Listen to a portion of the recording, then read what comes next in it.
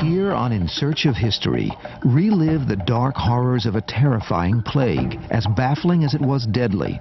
A terrible scourge that was the greatest human catastrophe of medieval times, perhaps of all time.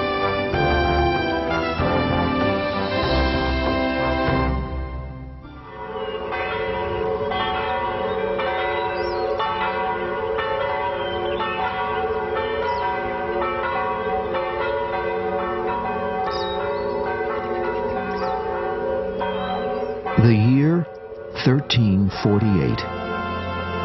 Living in mighty feudal kingdoms, the people of medieval Europe felt secure in their ordered world. For beneath the reassuring spires of their magnificent cathedrals, they were confident that they would flourish under the grace of a compassionate God who had smiled upon them.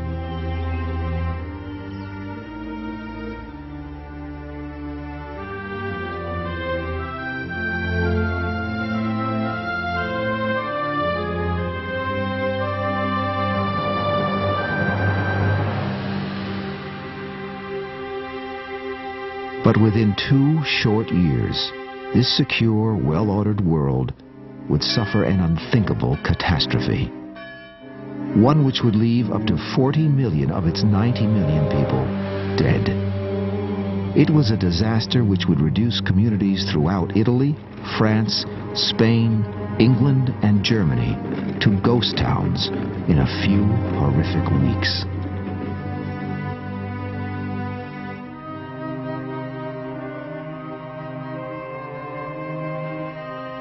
And so they died, and no one could be found to bury the dead. And I buried my 5 children with my own hands, and so did many others likewise. And there were also many dead throughout the city, who were so sparsely covered with earth that the dogs dragged them forth and devoured their bodies. Enola Editora, Siena, Italy.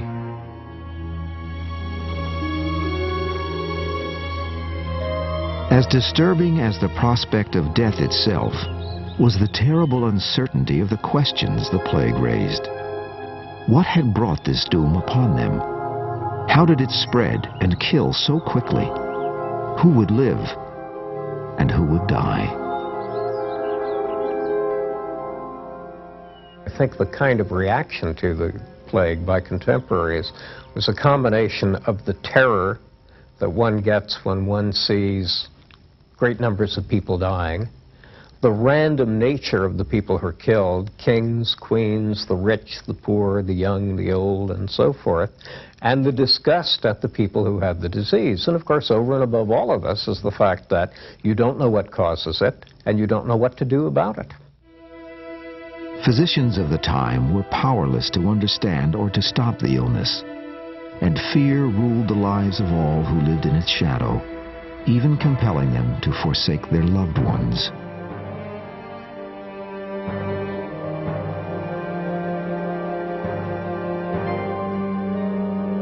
Brother was forsaken by brother, and oftentimes husband by wife. Nay, what is more, and scarcely to be believed, fathers and mothers were found to abandon their own children. Giovanni Boccaccio, The Decameron.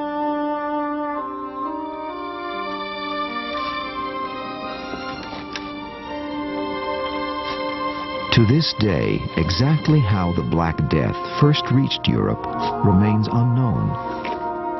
In the months before the plague struck Europe at the beginning of 1348, there were whispered rumors of an impending calamity. Returning from the distant Far East, merchants and traders brought home from China news of torrential storms of fire and other terrible portents of doom.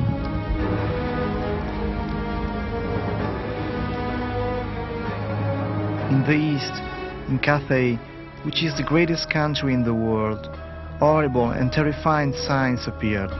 Serpents and toads fell in a thick rain, entered dwellings and devoured numberless people, injecting them with poison and gnawing them with their teeth. Gabriele de Mussis, Piacenza, Italy.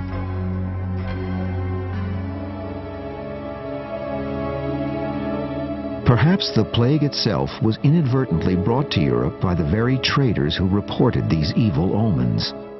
Some historians trace Europe's first deadly contact with the plague to a bizarre incident which took place in late 1347.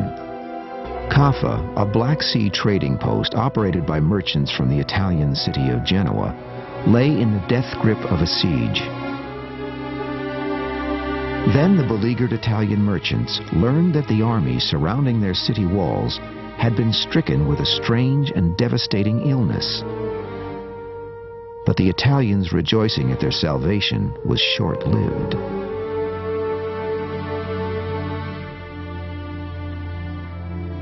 The attacking army was devastated with the Black Death. And apparently the commander of the attacking army decided that he knew a way to get rid of the bodies, and perhaps would also spread the plague to the defenders, to the Italians.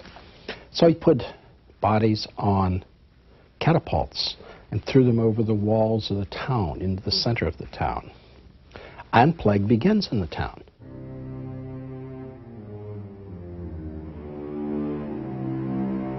What seemed like mountains of dead were thrown into the city, and the Christians could not hide or flee or escape from them, although they dumped as many of the bodies as they could in the sea.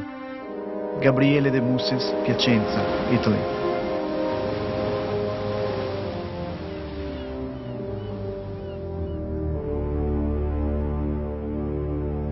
The Italian survivors of the macabre assault gathered their goods, boarded their trading galleys, and fled west towards Italy. But in their haste to escape the plague, they never realized that tragically they were bringing the pestilence with them to infect the people of an entire continent.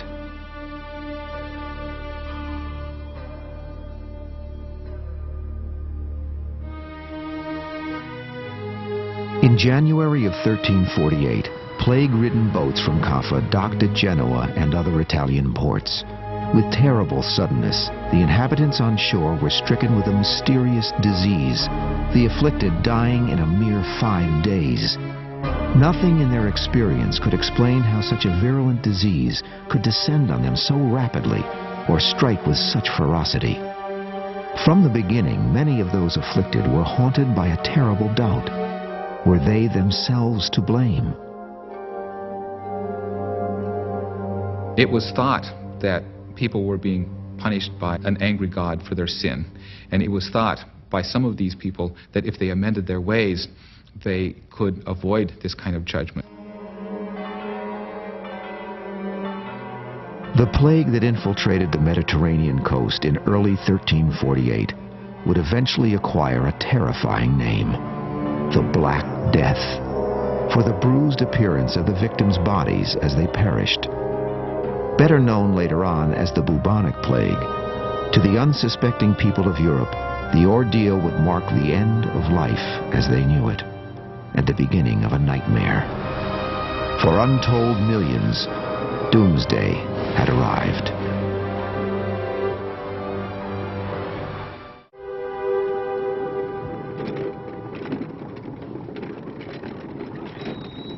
By the bitter spring of 1348, the shadow of the Black Death stretched across the breadth of southern Europe, infecting major port cities like Genoa, Naples, and Marseille, and a host of others.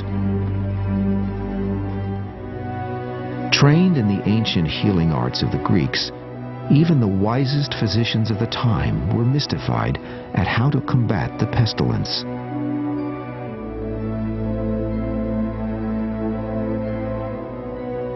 How did the victims become infected? Did the disease travel by air? Could it be spread by food or human touch? All they knew was that its symptoms were horrible beyond imagining.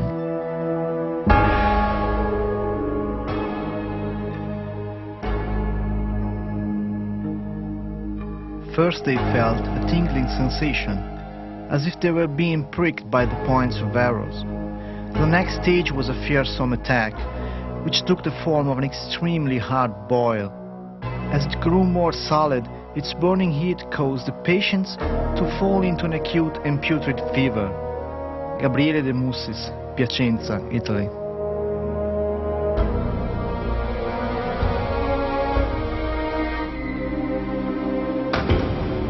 To people of the time, one characteristic of this mystifying affliction was especially repugnant. For as the skin cells of the victim died, his body turned black. And even though the one stricken with this black death was still alive, he was condemned to smell the stench of his own decomposing flesh.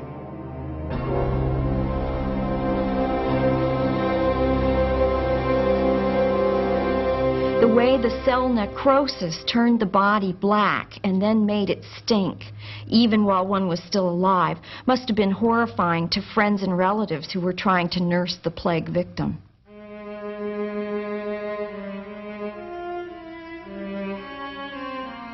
Some patients died within hours, but most suffered the disease for 5 agonizing days.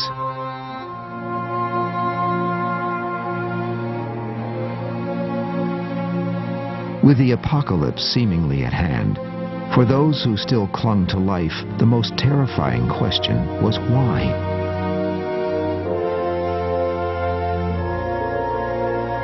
The most learned philosophers of the time looked for answers in the stars and concluded that the pestilence was not of this world.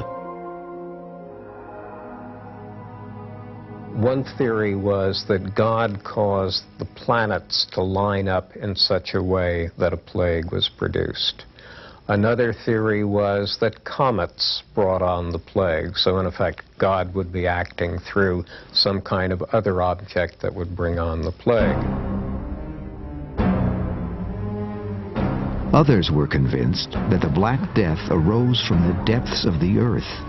Blaming the plague on earthquakes they believed unleashed deadly gases into the atmosphere. No explanation was too far-fetched for a pestilence which defied comprehension.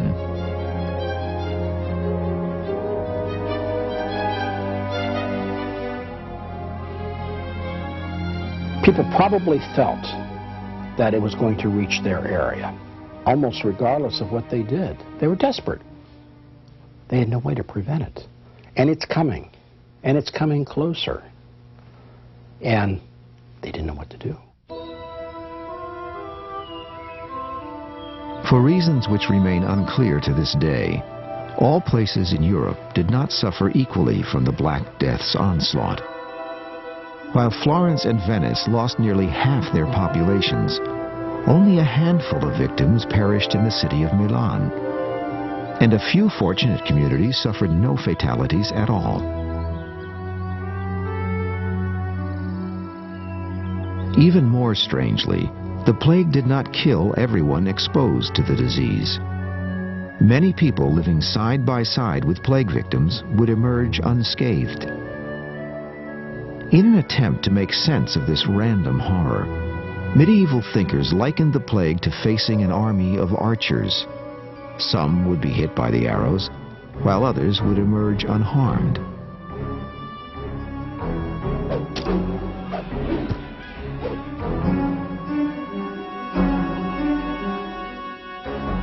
If the plague resembled an attack of arrows, the desperate logic went, then why not pray to a holy man who had endured such an onslaught? So it was that Saint Sebastian, who, according to legend, had been pierced by arrows and survived, would become the patron saint of those who suffered from the Black Death.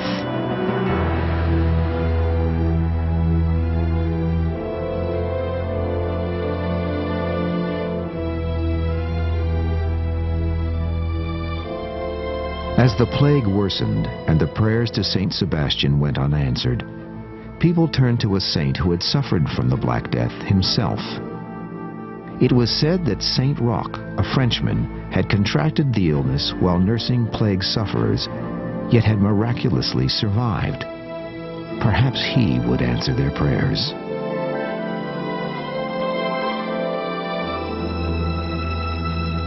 By the fall of 1348, it must have seemed to even the most devout that God had forsaken them.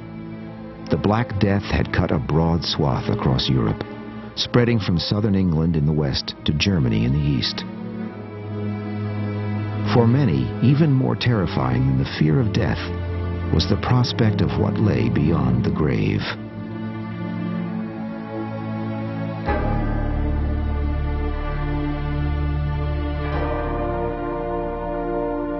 If there was anything these people feared more than death, it was the possibility that their souls would be damned for all eternity.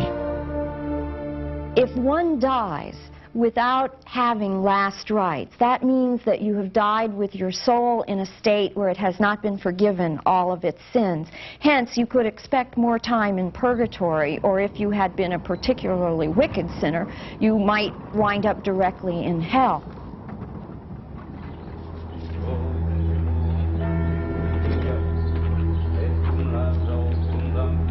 As if to defy the will of God, the Black Death took so many lives so quickly that there was no chance to give all the victims the last rites of the church.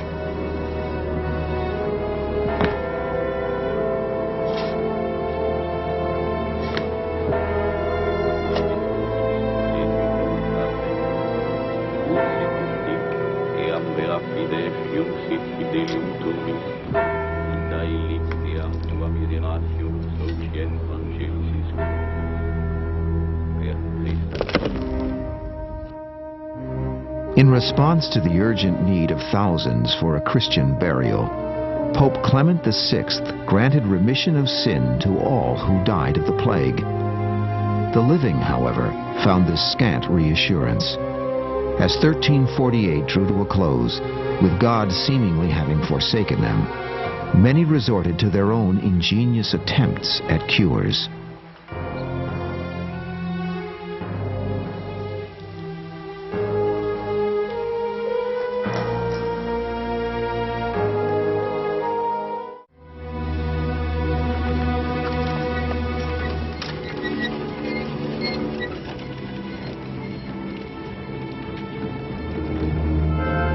By the summer of 1349, as the Black Death continued its relentless advance northward across Europe, Paris succumbed to the plague. In that stricken city alone, each day, 800 people would perish.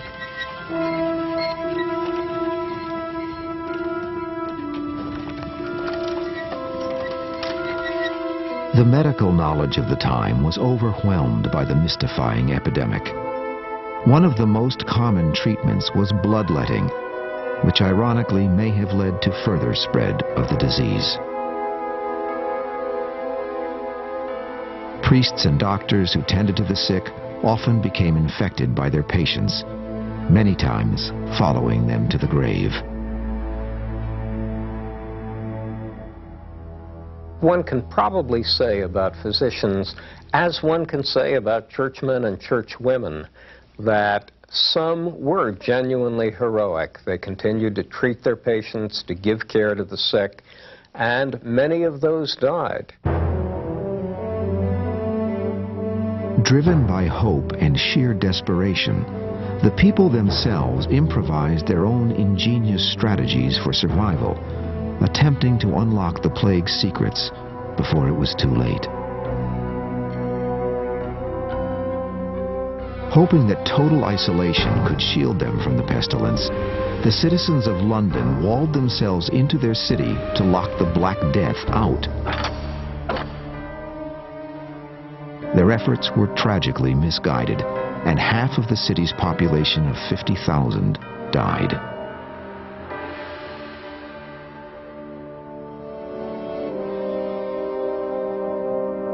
To stop the vessels which they believed carried the plague, the people of Venice enacted a law ordering all incoming ships to wait in isolation for 40 giorni, 40 days, before docking.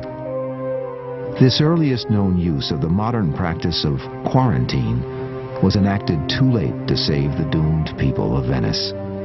By mid-1349, half of its citizens would be dead.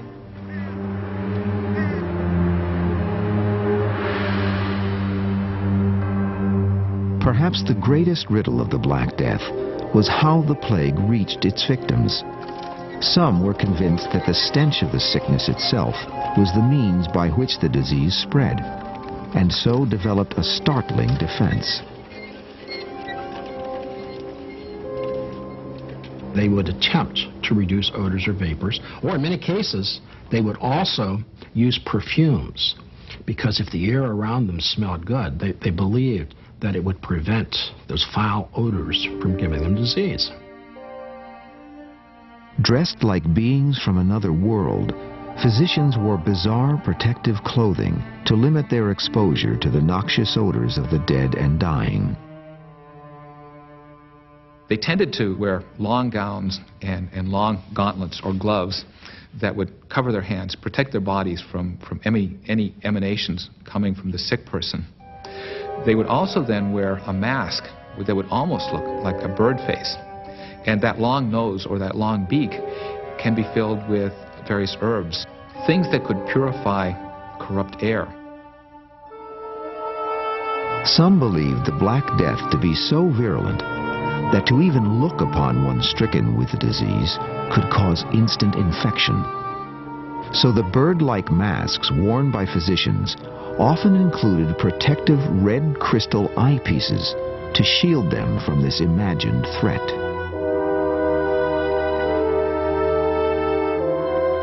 Despite their best efforts, none of the physicians' remedies proved effective.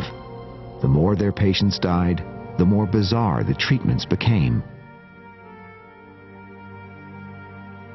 When lancing the telltale buboes or lumps of a plague patient did not effect a cure, physicians turned to unlikely allies for help.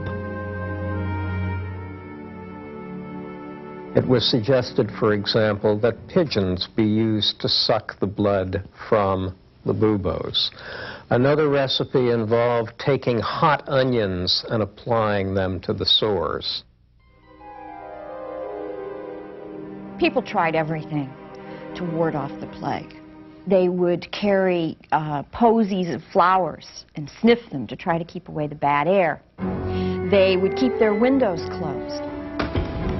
They avoided taking naps during the day. They changed their diet. They gave up washing.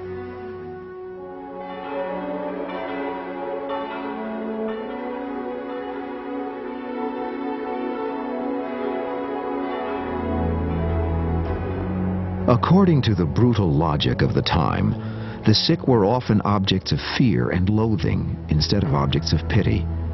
And in their panic to escape the disease, some would go to any lengths, even murder. In the city of Milan, when a case of the Black Death was reported, all those at the home of the afflicted, living and dead, were walled inside and left to die. It might have been because of this ruthless approach that in Milan, the plague did not spread as it had in other cities.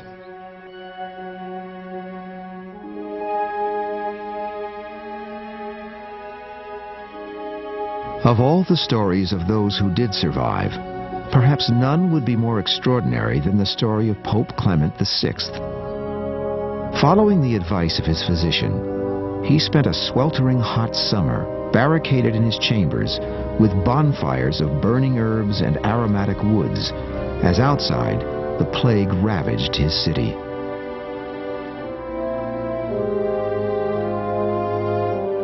To this day, the reasons for the Pope's seemingly miraculous survival remain a medical mystery.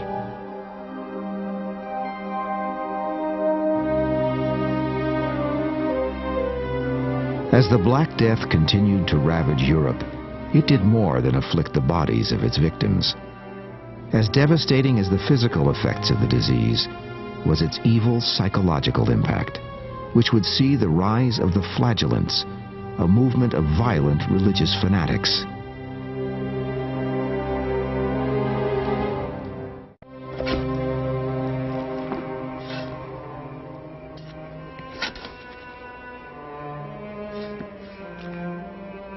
As the fateful year of 1349 drew to a close, and the Black Death continued its reign of terror across Europe, all those who had survived were forever marked by their harrowing ordeal. For just as the disease rotted the bodies of its victims, so it scarred the psyches of those who had endured. The Black Death tore apart the fabric of trust which held communities together and cruelly shattered the bond of faith between loved ones.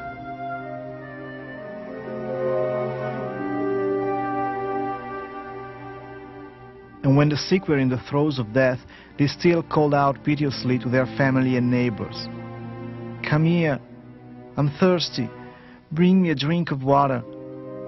Don't be frightened, perhaps I won't die. Please hold me tight, hug my wasted body. You ought to be holding me in your arms." Gabriele de Mussis, Piacenza, Italy.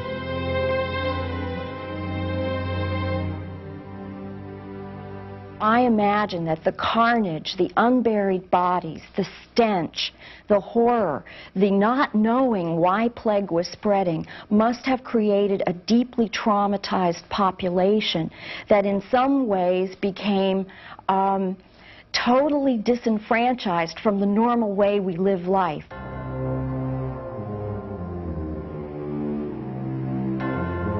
How individuals responded to the catastrophe was as strangely unpredictable as the disease itself.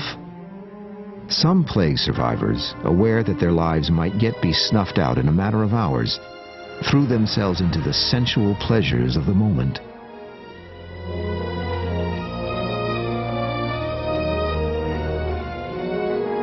They dissolutely abandoned themselves to the scene of gluttony, with feasts and taverns and delight of delicacies, and to games of hazard and to unbridled lechery.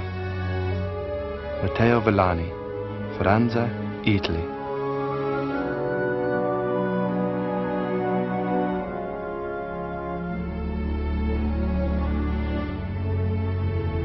The horror of the Black Death inspired others to selfless acts of charity and heroism, the fulfillment of Christian ideals. You sometimes find cases where people actually confront the plague. Brave individuals who stay on and try to nurse the sick, to do their duty even though people are dying around them. Where a few were ennobled by their ordeal, however, the Black Death drove many more to extremes of violence and hatred.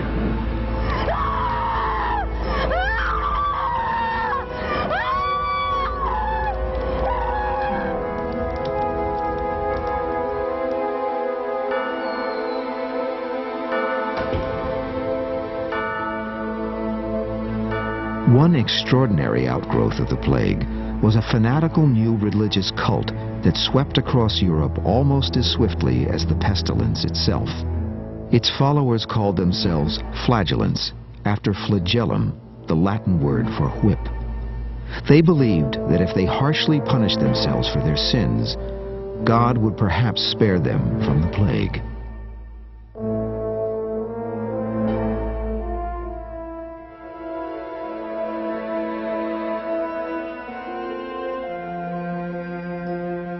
Wearing black hooded robes, the flagellants moved in long, ominous processions that snaked from village to village. They journeyed for 33.5 days at a stretch, one day for each year of Jesus' life on earth. At each village where they stopped, they would perform a bizarre and terrifying ritual.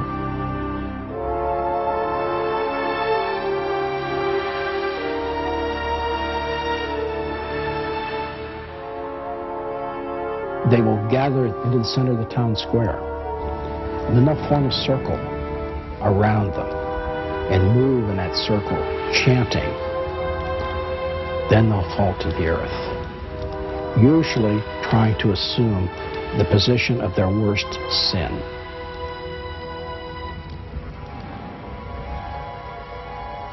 Then the leaders would beat them with a whip, usually stick 2 or 3 feet long, then with leather thongs on the end of that, with metal embedded in the end of the thongs. Ironically, the flagellants' brutal penance probably did more to spread the plague than to stop it. for their bloody open wounds were prone to infection. Even more damaging, their blind religious zeal would unleash a plague of the spirit marked by hatred and bigotry.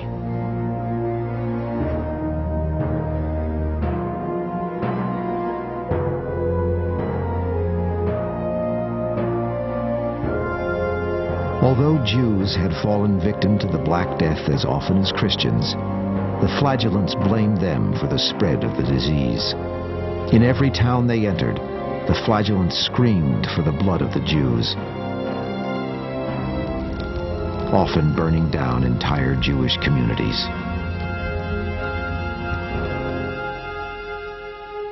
In Germany alone, the year 1349 saw hundreds of massacres, with entire Jewish populations wiped out in a host of cities, including Munich, Freiburg, and Cologne.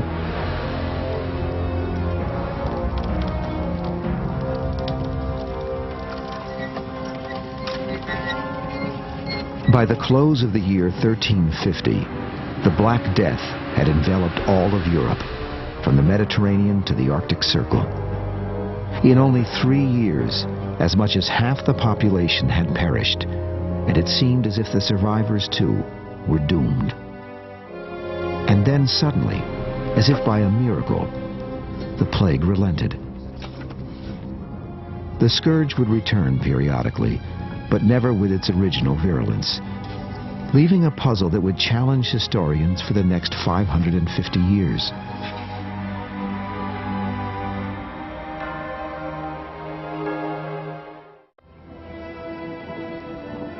By the close of 1350, the era of the Black Death had ended.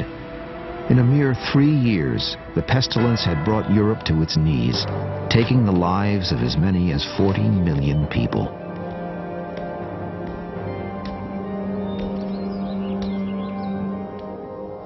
So great an epidemic has never been seen nor heard of before this time, for it is believed that even the waters of the flood which happened in the days of Noah did not carry off so vast a multitude. Vicar, Lincolnshire, England.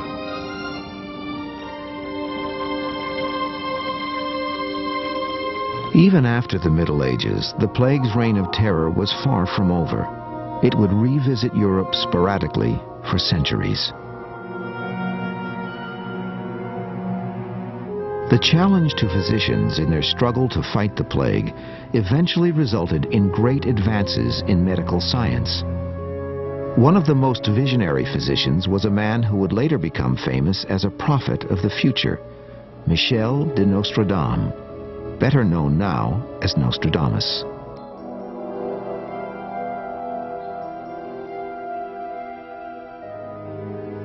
After watching his own family die of the disease, Nostradamus developed his own measures to counter the plague. At the time, his ideas were revolutionary. Official authorities, of course, were totally opposed to Nostradamus's ideas because he was suggesting people breathe fresh air. They were telling people to close their windows. He suggested moderate exercise and bathing. They thought that was the worst thing you could do because it would open the pores.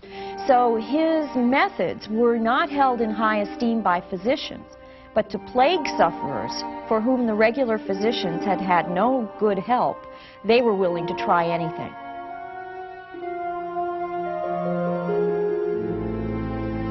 Despite the efforts of enlightened physicians and scientists such as Nostradamus, the plague would continue its attacks on Europe for another 300 years. In 1721, tens of thousands would die in the French city of Marseille, the last European city to suffer a serious attack of the plague.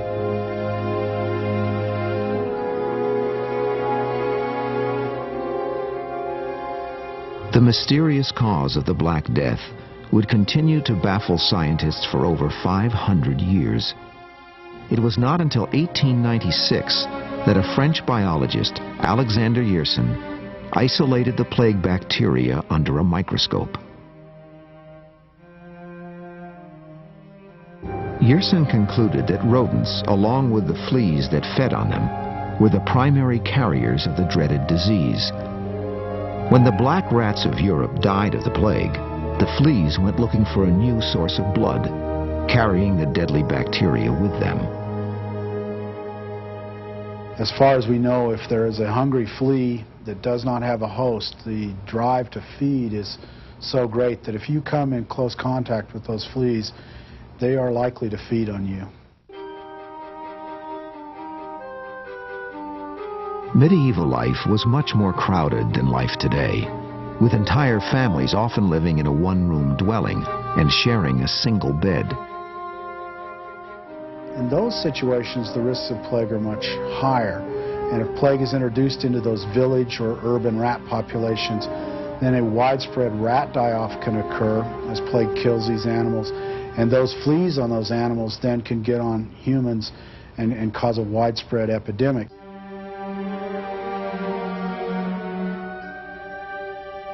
Even with the bacteria and its carriers finally identified, a more baffling question remained. Where did the black rats which carried the plague come from? Scientists theorized that the rats may have traveled in caravans and ships from the farthest ends of the earth.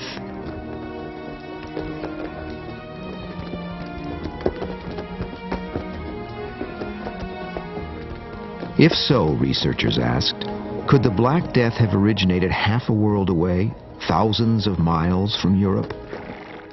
The quest for an answer to the riddle led scientists to China's remote Gobi Desert. There, they located the deadly bacteria which had infected the rodent population for thousands of years. Strangely enough, the native people of that area have age-old traditions that enable them to coexist with the deadly bacteria. It was forbidden to hunt certain kinds of rodents, and you couldn't dispose of their furs and make them into clothing and things like that. And further, it was often the case that when they saw too many dead marmots, they would move on.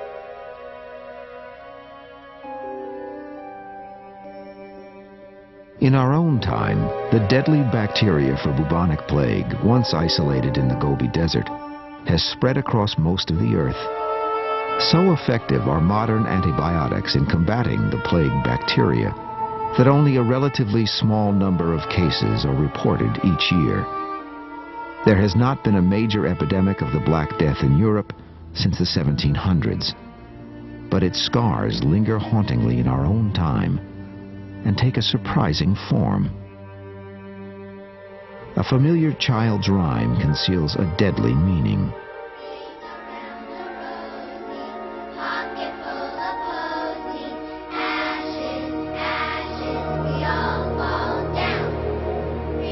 Folklorists point out that a rosy ring was a symptom of the plague. The pocketful of posies would be the bouquet that one would use to try to counter the odor of death. Ashes, ashes originally was achoo, and sneezing is said to be one of the final symptoms of the plague. And when you're that sick, there's nothing left to do. All fall down.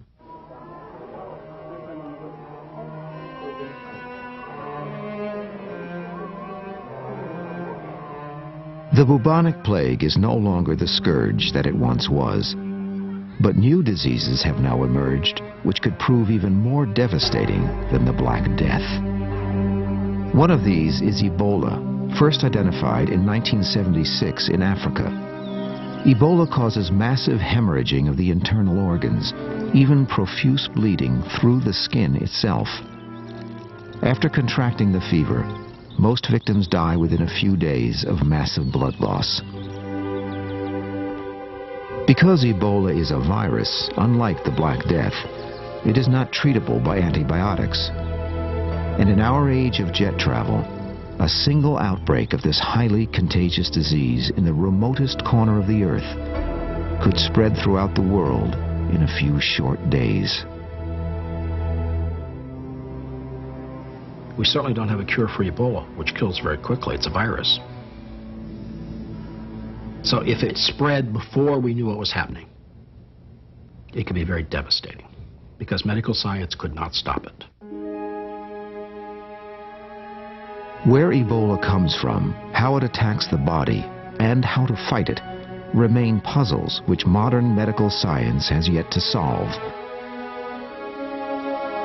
The survival of humanity may ultimately depend on their finding the answers.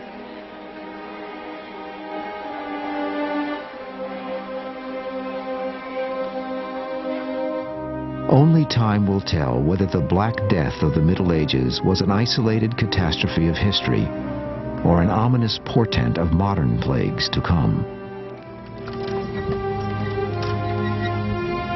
Yet there is little doubt that fierce battles for survival will challenge our courage in the future, as they have in the past.